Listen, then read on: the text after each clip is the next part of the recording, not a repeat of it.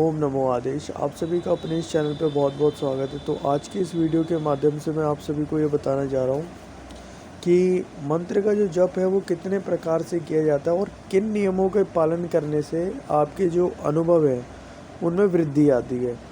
तो बेसिकली जो ये चैनल है अभी स्टार्ट हुआ है, तो मैं आपको सब जो है इन चीज़ों के बारे में स्टार्टिंग से बताना चाहता हूँ कि मंत्रों का जप कैसे करें, उनके प्रभाव क्या हैं और वो क्या फल देते हैं, कौन सा मंत्र कैसे फल देता है, कैसे कैसे क्या चीज़ें हैं, वो मैं धीरे धीरे इस वीडियो के लाते रहूँगा वीडियो, तो उनके माध्यम से बताता रहूँगा। तो आज के इस वीडियो में मैं आपको यही बताने जा रहा हूँ। तो बेसिकली जो मंत्र के हैं वो 3 प्रकार होते हैं, मतलब 3 प्रकार से उन मंत्रों का जाप किया जा सकता है।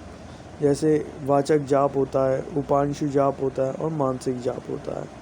तो वाचक जाप है जो हम उच्चारण करते हैं, जिनका स्वर मंत्र का उच्चारण किया जाता है, जिसमें बोल बोल के जाप किया जाता है, उसको वाचक जाप कहा जाता है।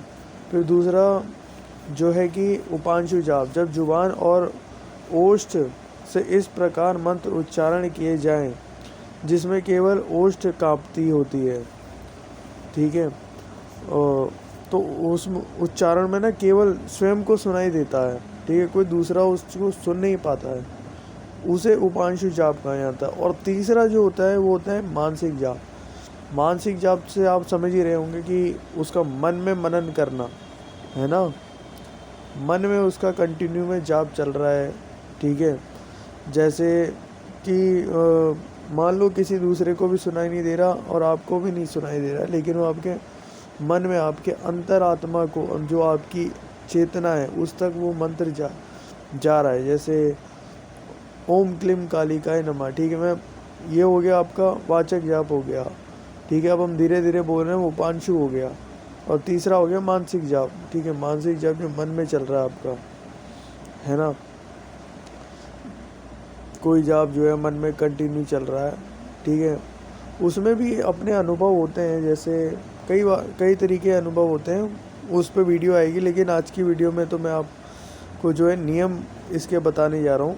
तो देखो, मंत्र जो भी जप है ना, उससे पहले आपको शुद्धता का ध्यान देना है, अपनी प्योरिटी का।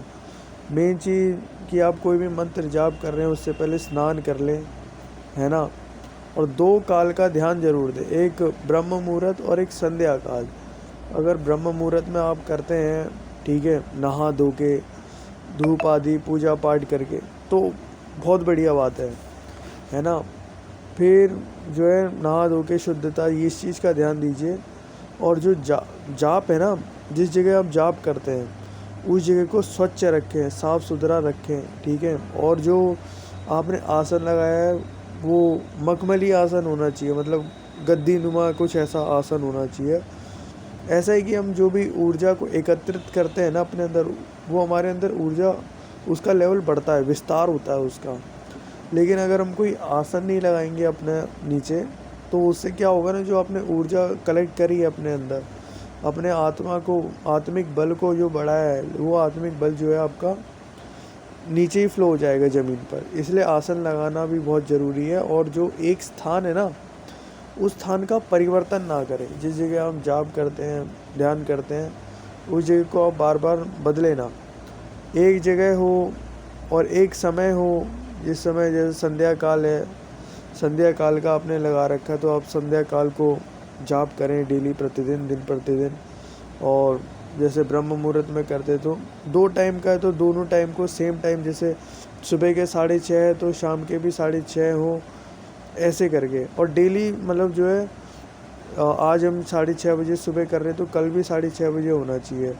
ऐसे करके इस समय से आप अकॉर्डिंग चलोगे, एक नियम बना के चलोगे ना, जितने नियम होते हैं उतने जो है आपकी तरफ कठिनाई भी आती है, मतलब एक तरह के अनुभव भी आते हैं। वो शक्ति आपकी तरफ एक अनुभव देती है, आपको कठिनाई देंगी, वो एक टाइप के अनुभव ही हैं। और एक ऐसी महत्वपूर्ण बात है कि आप जब जाप कर रहे हैं ना, तो जाप करते हुए कि आप एक तस्वीर खरीद लें। जैसे माँ काली हैं तो माँ काली की आप एक तस्वीर खरीद लें। और जब उनके कोई भी मंत्र, क्लीम मंत्र, जैसे ओम क्लीम कालिकाय नमः या दूसरे कई मंत्र हैं, उनका अगर आप जाप करते हैं तो उनकी एक तस्वीर ले लें, क्योंकि तस्वीर आप लेते हैं तो उनके प्रति आपका एक भाव उत्पन्न होता है, उनकी एक छवि आपके मन में बनती है। और माँ काली को जो है, माँ काली को बहुत पसंद है कि अगर उनका कोई ध्यान करता है, क्योंकि माँ काली एक ऐसी जागृत देवी है कलयुग की, वो एकदम अपने बच्चों पर जो है कृपा बरसाने वाली देवी है। तो कोई भी आप एक तस्वीर ले लें अपने इष्ट की और उसका माला का जाप करें तो वो अधिक फल देता है, अधिक अनुभव देता है आपको। और माला जब आप ख़रीदते हैं ना, तो माला ख़रीदते समय भली बात ही देख लें कि उसमें 108 मनके होने चाहिए। हर मनके के बीच में गांठ लगी होनी चाहिए, ताकि जाप करते समय संख्या में कोई त्रुटि ना हो, है ना।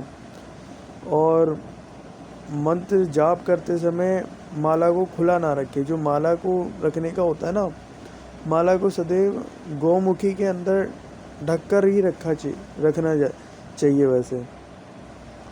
और जैसे कि जो है, एक स्थान जो है आपका ना शांत होना चाहिए, जहाँ पे आपको बार बार कोई परेशान ना करे, है ना, कोई आपका घर का परेशान ना करे। एक स्थान बना लीजिए, जैसे मंदिर में करें, मंदिर में सबसे उत्तम है अगर आप सुबह जा सकते हैं, वरना एक स्थान बना लें उस जगह पे कि जहाँ पे आपको कोई परेशानी, कोई बाधा ना आए, बाधा उत्पन्न ना हो। अब देखो, एक और चीज़ डिपेंड करती है कि आप जिस भी देवी देवता का जो है ध्यान करते हैं, चिंतन करते हैं ना, उनके अकॉर्डिंग माला भी आती है। जैसे माँ काली है तो उनके लिए लाल चंदन की माला सबसे उत्तम बताई गई है। और जैसे बाबा शिव हैं हमारे, है ना, तो उनके लिए जो है एक रुद्राक्ष की माला होती है ना। वैसे ही लक्ष्मी माता है हमारी, तो उनके लिए सॉफ्टिक की माला होती है। तो अगर आप उनके अपने इष्ट के अनुसार उस माले की से जाप करते हैं तो उसका अधिक लाभ आपको जो है प्राप्त होता है। और जो बात है कि जब आप जाप कर रहे हैं तो आप आसन को इधर उधर नहीं छोड़ना चाहिए और ना ही पैर से हटाना चाहिए।